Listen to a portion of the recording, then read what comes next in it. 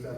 But you see more and more that when people talk about things in other parts of the culture, that gaming lexicon comes into play or game references come into play and so on.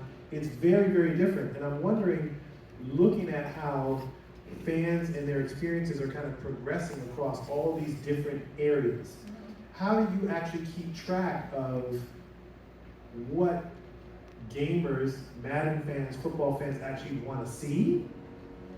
And how to keep them, how do you get them to discover the next thing when now that all this stuff is so integrated, they're constantly being distracted by other stuff?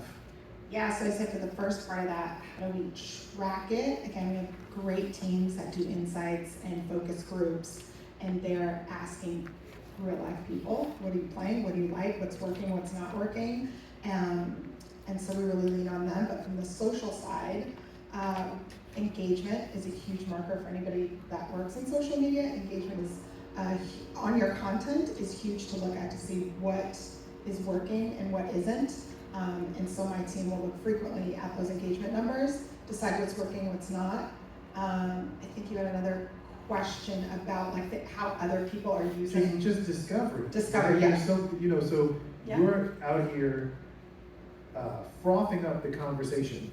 Yes. But how do we know? How does the fan know where to find the next thing that's going to delight them? That is a good question. I will say what we try to do on our site as a company, as a brand, like with Madden, is put Madden in the places where we know our fans are. Again, from research pulled from insights.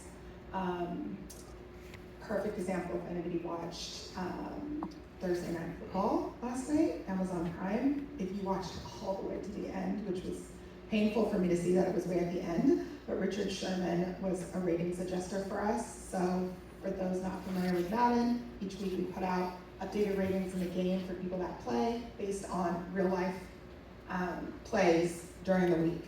And so we have a team that thought this would be a great place to have Madden show up. And Richard Sherman was a ratings adjuster, as well as Ocho Cinco, who does some stuff for us, to get people that are more football cultured, right? So even if you're not really playing Madden, you may be watching the game. You may have an interest in, again, that football culture, and then you see Richard Sherman talking about Madden and an integration. And the goal, hopefully, is that may pique your interest.